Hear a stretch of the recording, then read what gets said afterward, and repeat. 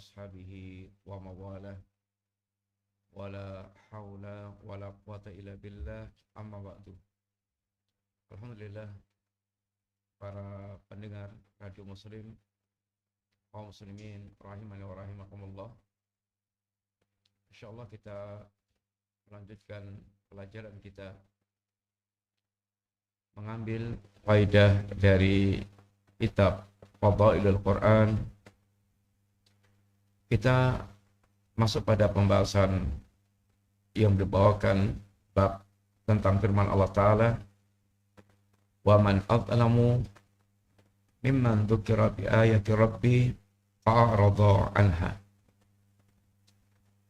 Siapakah yang lebih zalim dibandingkan orang yang mereka ketika diingatkan dengan ayat-ayat Allah, ayat-ayat Rabb-nya, fa'arada anha, dia pun kemudian berpaling dari ayat-ayat Allah SWT. Ini merupakan sikap kesombongan. Seorang hamba berpaling dari apa yang dia butuhkan. Kebutuhan kita kepada ilmu risalah itu adalah kebutuhan yang mutlak. Karena risalah ini akan membimbing manusia kepada hakikat kebahagiaan hidupnya. Sehingga Allah katakan, falamma, ketika telah datang dariku petunjuk, falamma ya'tiyanakum minni huda, apabila telah datang dariku petunjuk, faman ittaba hudaya fala yadhillu wa la yashqa. Barang siapa yang dia mengikuti petunjuk, maka dia tidak akan sesat dan tidak akan celaka. Karena petunjuk ini, risalah ini akan membimbing manusia kepada segala jalan yang lurus. Inna hadzal Qur'an yahdi lillati hiya aqwam. Bahwasanya Al-Quran ini akan betul-betul membimbing manusia kepada jalan yang lurus. Orang yang mereka pengen lurus akidahnya, lurus muamalahnya, lurus akhlaknya, lurus ibadahnya, maka wajib bagi mereka untuk mengikuti bimbingan Al-Quranul Karim. Sebuah keharusan. Sehingga kebutuhan manusia kepada risalah ini kebutuhan yang sangat mutlak. Kenapa? Yang pertama, manusia dia terlahir dalam keadaan bodoh, nggak tahu apa-apa. Sehingga dia tidak akan mengetahui pula hakikat jalan kebahagiaan. Maka tidak ada cara lain kecuali dia menerima risalah yang diajarkan Allah SWT. Karena Allah Al-Alim, Allah Zat yang Maha Tahu. Sehingga orang bodoh itu wajib untuk dia mengambil ilmu. Orang mereka tidak mau mengambil risalah, maka dia telah membiarkan dirinya dalam kebodohan. Yang kedua, manusia ini, walaupun Allah berikan akal, akalnya terbatas. Kemampuan akal sangat terbatas. Wa khuliqal insanu dha'ifa. Manusia itu diciptakan Allah dalam keadaan dhaif, dalam keadaan itu lemah. Termasuk akalnya lemah.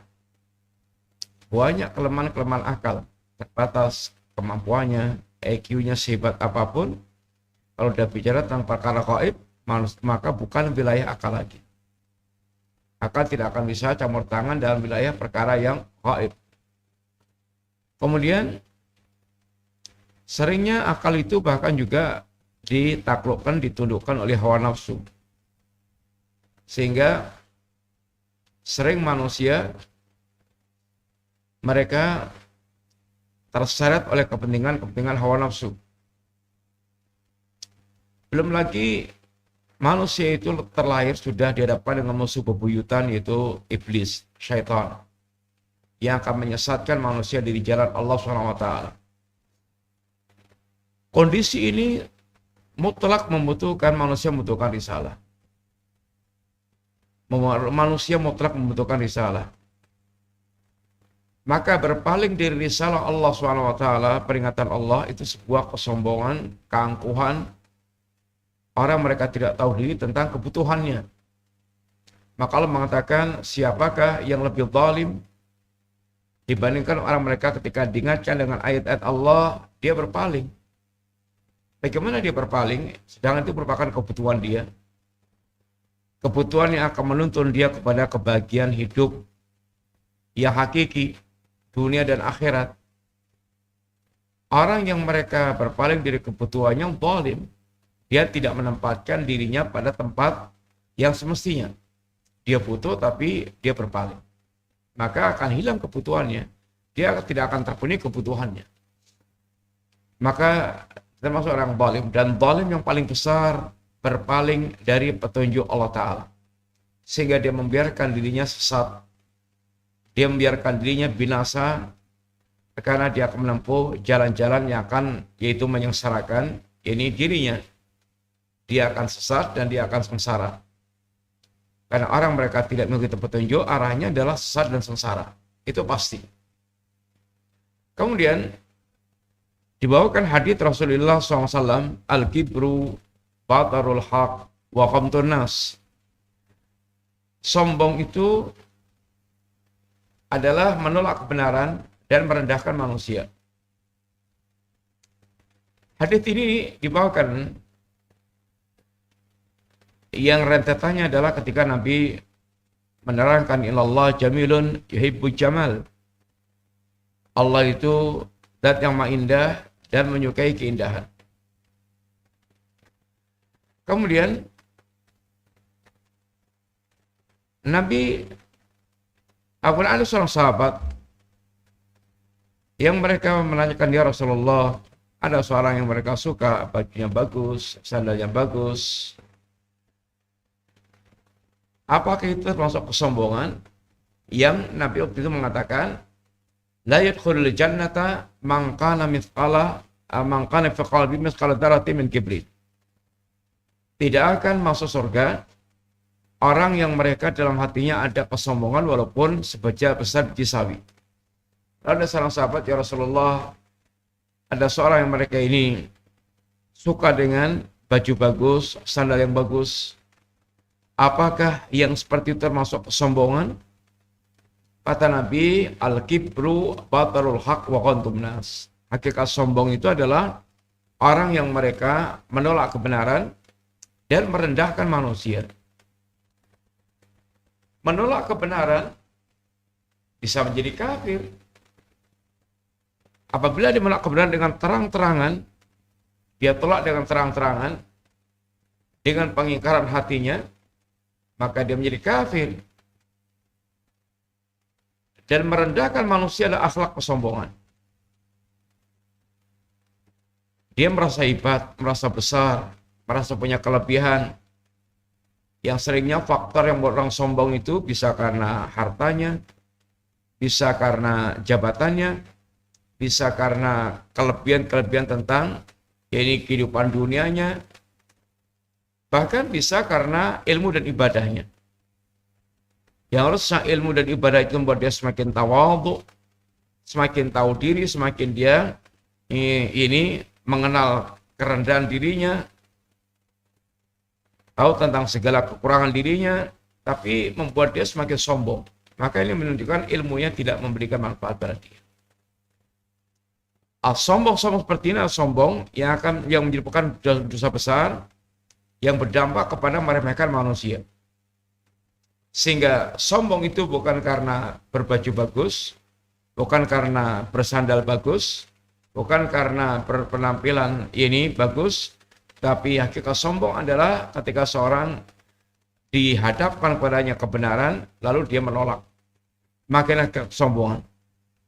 Dan sombong yang paling besar, sombong kepada Allah Ta'ala, karena dia menolak kebenaran yang datang dari Allah Ta'ala, maka dikatakan orang yang sangat zalim, orang mereka tidak tahu diri tentang kapasitas dirinya. yang dia kepada kebenaran itu sangat mutlak membutuhkan, tapi dia tolak, maka ini orang yang betul-betul menunjukkan tentang kesombongannya. Kita sangat mutlak membutuhkan kebenaran untuk membimbing kita kepada hakikat kebahagiaan hidup yang kita butuhkan. Kemudian dibawakan riwayat dari sahabat Ibnu Mas'ud radhiyallahu anhu. Ibnu Mas'ud salah seorang sahabat Nabi, seorang ulama yang Nabi bahkan merekomendasikan manusia untuk belajar Al-Quran dengan sahabat Ibnu Mas'ud. Dan Ibnu Mas'ud juga dikenal sebagai seorang yang yaitu memiliki keutamaan seperti diantaranya betisnya Ibnu Mas'ud yang sempat ditertawakan oleh orang-orang karena kecil. Maka kata Nabi bahwa betisnya Ibnu Mas'ud di akhirat kelak lebih berat dibandingkan dengan Gunung Uhud. Gunung Uhud itu, kita gambaran aja, panjangnya kira-kira 7 kilo. Lebarnya kira-kira 2-3 kilo. Tingginya kira-kira 130 meter. Intinya sangat ini berat berbobot. Ini diantara keutamaan sahabat Ibnu Mas'ud dan juga merupakan salah seorang ulama dari kalangan para sahabat Nabi radhiyallahu alaihim jami'an. Sehingga menjadi rujukan dari para sahabat yang lainnya. Dan beliau terkenal kerasnya terhadap perkara-perkara bid'ah. Pernah ada di masjid orang membuat halaqah-halaqah, kelompok-kelompok. Lalu setiap kelompok ini mereka ada komandannya, ada kerikilnya, dan mereka memberikan aba-aba sabbihu mi'atan, kabiru mi'atan, halilu mi'atan, tasbihlah 100 kali, takbirlah 100 kali, tahlillah 100 kali. Maka ketika sahabat Mas'ud beliau melihat fenomena seperti itu, beliau mengingkarinya, ya umat Muhammad, wahai umat Muhammad, alangkah cepatnya kalian sesat. Itu loh para sahabat Nabi masih keliaran, cangkirnya masih utuh, bajunya belum usang. Lalu beliau mengatakan, la'allakum ala milatin ahda an milati Muhammad. Apa kalian ini merasa di atas agama yang lebih lurus dibandingkan agama Muhammad? Maka ini kalian merasa di atas amalan atau agama yang lebih lurus dibandingkan agama Muhammad. Apabila ada orang mereka merasakan amalannya lebih lurus, amalannya lebih yaitu hebat dibandingkan dengan apa yang diajarkan Nabi, maka dia tentu adalah memiliki pemikiran sesat. Tapi ini adalah perasaan semua ahli bidah seperti itu. Dia sesat tetapi rasanya di atas petunjuk. Dia bermaksiat rasanya di atas ketaatan. Maka semua ahli bidah memiliki perasaan seperti itu. Jahmiyah yang mengingkari nama dan sifat Allah Ta'ala secara teori adalah kafir, tapi Jahmiyah punya syubhat bahwa menetapkan nama dan sifat itu menyerupakan Allah dengan makhluk. Dan menyerupakan Allah dengan makhluk itu sesat, yaitu kekafiran, kesyirikan. Maka supaya dia tidak menyerupakan Allah dengan makhluk, maka itu dia tolak semua nama dan sifat. Sehingga dengan itu dia merasa menyucikan Allah SWT. Lihat bagaimana dengan bid'ahnya itu dia merasa lebih baik. Merasa dia sedang bertakarub kepada Allah Ta'ala. Orang mereka sujud pada kuburan, menyembah kubur. Statusnya syirik. Perbuatannya adalah kesyirikan. Tapi dia merasa itu pemuliaan kepada wali. Sedang bertakarub kepada Allah SWT. Maka semua al-bidah memiliki perasaan yang seperti itu. Bid'ahnya itu bahkan dia merasa dengannya itu sedang mendekatkan diri kepada Allah SWT. Maka Ibnu Mas'ud menekankan, apakah kalian merasa di atas agama yang lebih baik pada jalan Nabi, yang dituntunkan Nabi? Kalau kita merasa yakin bahwasanya apa yang dituntun Nabi yang terbaik, pasti tidak mas pasti itu yang akan kita ambil. Kita tidak akan berpaling dari yang lainnya. Itu pasti. Kalau itu keyakinan kita bahwa yang diajarkan Nabi itu lebih baik. Kalau kemudian dia membuat rangkaian sendiri, model sendiri, lalu dia merasa itulah yang bagus, akan mengantarkan ke surga, akan mendekatkan diri kepada Allah Ta'ala, maka dia merasa amalannya, ajarannya itu lebih baik pada ajaran Nabi. Dan itu adalah perasaan yang sesat. Atau kalian memang akan menjadi para pembuka pintu kesesatan, sehingga menjadi pelopor kesesatan.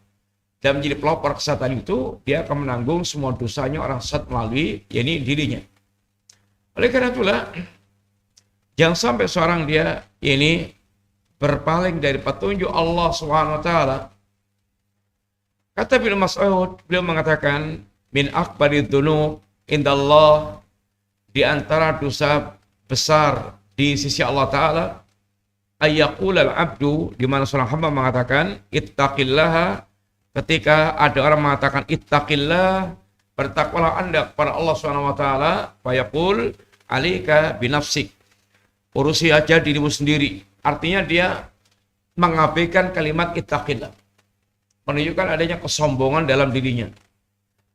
Orang yang mereka tawadhu, ketika diingatkan ittaqillah, maka dia hatinya bahkan akan bergetar, ada rasa pengagungan kepada Allah Ta'ala.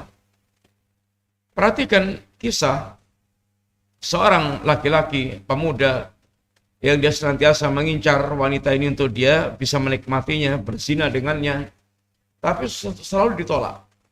Sampai pada akhirnya musim paceklik, wanita ini kesulitan harta, dia datang kepada sang pemuda dan dia membutuhkan harta, sang pemuda pun akan kasih harta dengan syarat dia bisa menikmatinya. Singkat cerita, sampai kemudian pada puncak ini, dia syahwatnya akan dia salurkan dengan cara yang haram. Maka wanita ini kemudian mengatakan, ittaqillah la tufdil khatam illa bihaqqiha. Wahai pemuda, bertakwalah Anda kepada Allah dan jangan engkau pecahkan cincin kecuali dengan haknya. Sehingga kalimat ittaqillah yang diucapkan oleh seorang wanita ini ternyata menggoncang hatinya sang pemuda itu. Sehingga sang pemuda ini hatinya tergoncang, lalu dia tinggalkan wanita dan harta yang telah dia berikan karena Allah Ta'ala. Karena dia hatinya ada rasa takut kepada Allah SWT. Nah, ini orang mereka memiliki ini jiwa yang bertakwa. Ketika disebutkan ittaqillah, dia ada perasaan pengagungan kepada Allah dan dia kemudian ada rasa takut kepada Allah SWT. Tapi orang ini enggak.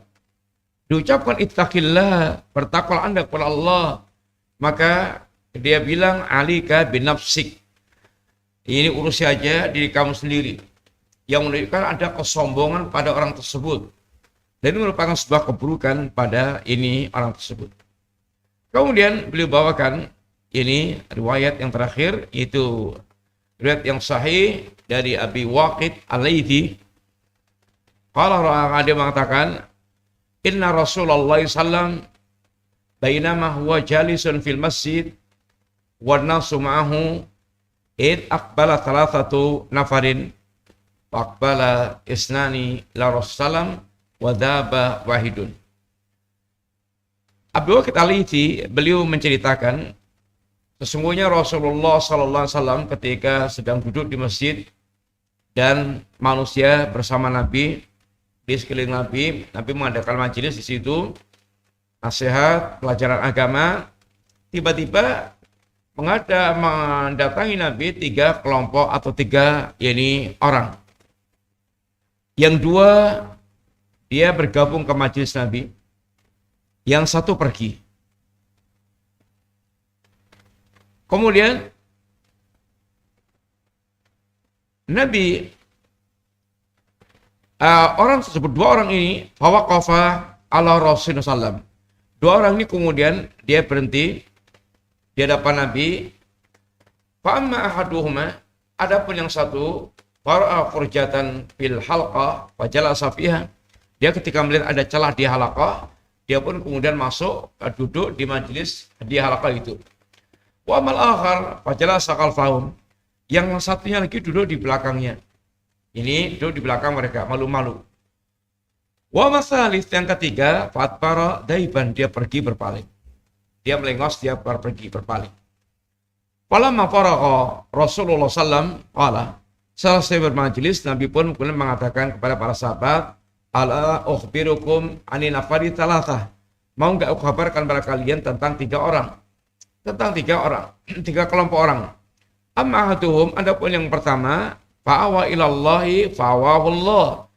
Dia semangat menyambut, mendekat kepada Allah Ta'ala, maka Allah pun bersemangat pula mencurahkan rahmatnya kepada mereka, pada orang tersebut. Jazaan wifaqa, balasan yang sesuai dengan perbuatannya.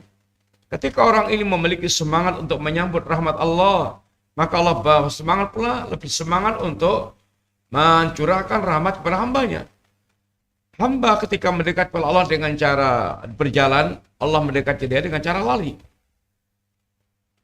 Menunjukkan bagaimana Allah jauh berbuat lebih banyak kepada hambanya dibandingkan dengan perbuatan hamba itu. Ini merupakan bentuk kemurahan dan karunia Allah Subhanahu wa taala.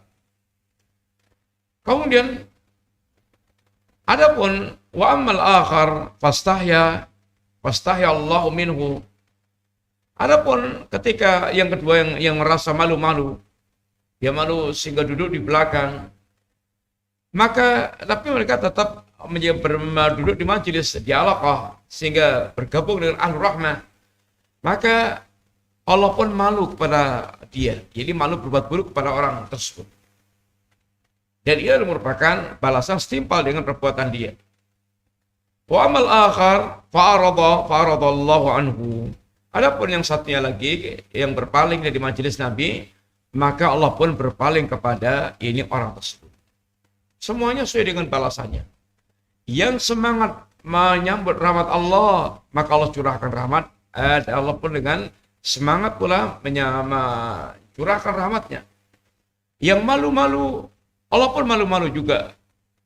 Orang ini malu, artinya malu, beliau masih bergabung bermajelis kebaikan, maka Allah pun malu berbuat buruk kepada orang tersebut. Adapun orang mereka berpaling dari majelisnya Nabi, merasa enggak butuh, maka Allah pun juga berpaling dari orang tersebut. Dan celakalah orang yang Allah berpaling darinya. Celakalah orang yang Allah berpaling darinya. Kemudian kalau Qatadah, berkata Imam Qatadah tentang ayat Allah, wa minan nas ma yashtari lahwal hadid liyudilla an sabilillah bighairi ilmi. Sebagian orang yang mereka membeli lahwal hadid, nyanyian musik, kata para ulama, lahwal hadid, nyanyian musik, bidu wanita, liyudilla an sabilillah, dalam rangka untuk menyesatkan manusia dari jalan Allah Ta'ala, bighairi ilmin, tanpa ilmu. Maka kata Imam Qatadah, la'allahu alla yakuna anfaqa malan wa bi hasbi mri'in min ad-dalalah ayakhtara hadith al-batil ala hadithil haq. Boleh jadi dia adalah yaitu mengeluarkan harta dan dengan sangkaannya orang yang sesat, dia memilih perkataan yang batil dibandingkan perkataan yang hak. Dia menyewa para wanita, menyewa para pemusik, menyewa para penyanyi untuk menghalangi dari kebenaran. Dia keluarkan hartanya membeli, menyewa orang untuk memalingkan manusia dari petunjuk Allah Subhanahu wa taala. Ini sikap-sikap yang menunjukkan sikap sombong, berpaling dari petunjuk Allah, dan semuanya hanya akan berujung pada kesatan dan kecelakaan bagi dirinya.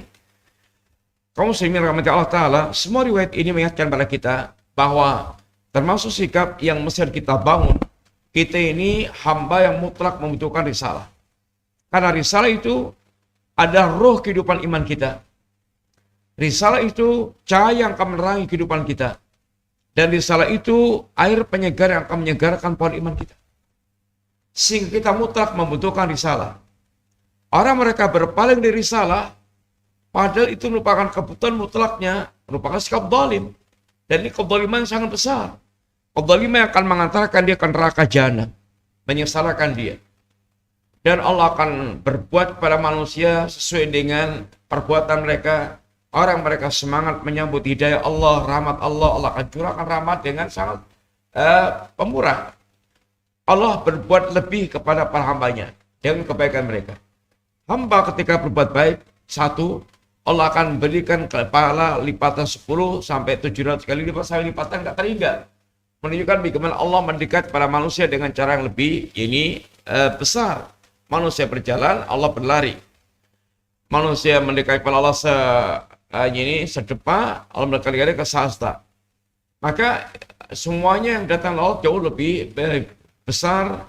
Kebaikan Allah balaskan untuk para hambanya. Jangan sampai kita menjadi orang zalim dengan berpaling dari petunjuk Allah SWT. Lalu kita justru berpaling dari petunjuk Allah padahal kita mutlak membutuhkannya. Ini yang kita sampaikan secara singkat, mudah-mudahan manfaat. InsyaAllah kita lanjutkan pembahasan berikutnya dan pembahasan paling akhir dari bab ini. Wassalamualaikum warahmatullahi wabarakatuh.